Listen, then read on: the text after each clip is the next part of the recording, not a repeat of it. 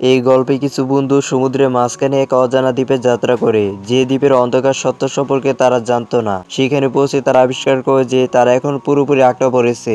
এমন একটি আনন্দময় ভ্রমণ শেষ পর্যন্ত জীবন মৃত্যুর লড়াই পরিণত হয়। এখানেও সেই কুকুর দ্বারা পরিবেষ্টিত। জীবন বাঁচাতে তাকে ধরে নিজের বাড়িতে ফিরতে হবে। প্লেনে যাওয়ার উপায় না থাকে সে একটি নতুন পরিকল্পনা করে। তার বাড়ি থেকে অল্প দূরে একটি গ্যাস একটি পুরনো গাড়ি রাখা আছে।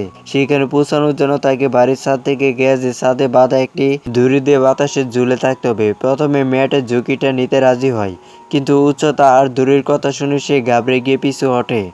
এরপর নিকি সাহস সঞ্চয় করে দড়িটা ধরে সামনে এগোতে থাকে।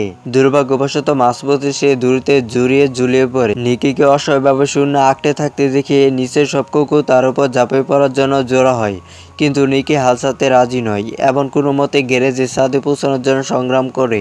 ভিতরে ঢুকে সে মরিয়া হয়ে গাড়িটা চালু করার চেষ্টা করে, কিন্তু বছর পর বছর অচল থাকে সেটি কিছুতেই চালু হয় না। গাড়ির ইঞ্জিনের শব্দ শুনে আরো কুকুর ছুটে এসে বিপজ্জনকভাবে গাড়িটিকে ঘিরে ধরে। নিজের জীবন বাঁচাতে নিকি গাড়ির ছাদ ভেদ করে গ্যারেজের ছাদে ফিরে আসে। এখন তার বাড়ি ফেরার আর কোনো উপায় নেই। তখন জন অনেক ভেবেচিন্তে তার তীরের সাথে একটি শক্ত দড়ি বেঁধে নিকের দিকে ছুড়ে দেয়। দড়িটা শক্ত করে ধরে নিকে বাতাসে দুলতে দুলতে তার বন্ধুদের কাছে ফিরে আসে। রাত নামলে সবাই তাদের টেনশন কমাতে গান শুনে, কিন্তু তারপর হঠাৎ বাড়ির আলো নিভে যায় এবং অন্ধকার নেমে আসে। নোয়া একটা লাইন ঠিক করার জন্য বেসমেন্টে যাওয়ার সাহস সঞ্চয় করে। লুকে থাকে একটি কুকুর হঠাৎ নোয়াকে আক্রমণ করে এবং সব কুকুর একসাথে ছুটে এসে তাকে নির্মমভাবে হত্যা করে।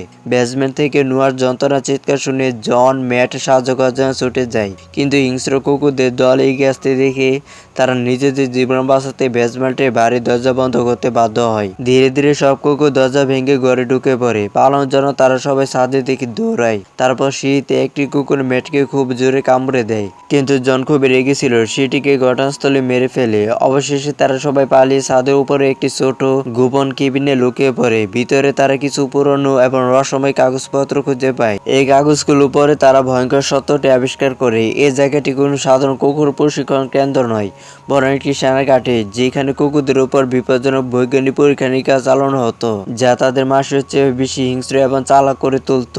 পরদিন সকালে ম্যাট এবং জন আবারও নিজেদের জীবন বাজি রেখে গাড়ি আনতে গ্যারেজে যায়। তারা দুজনে মিলে গাড়িটা বাড়ি থেকে টেনে বের করে। ম্যাট পিছন থেকে সর্বশক্তি দিয়ে ঠেলতে থাকে, আর জন ড্রাইভারের আসন বসে গাড়িটা চালু করার জন্য আপ্রাণ চেষ্টা করতে থাকে।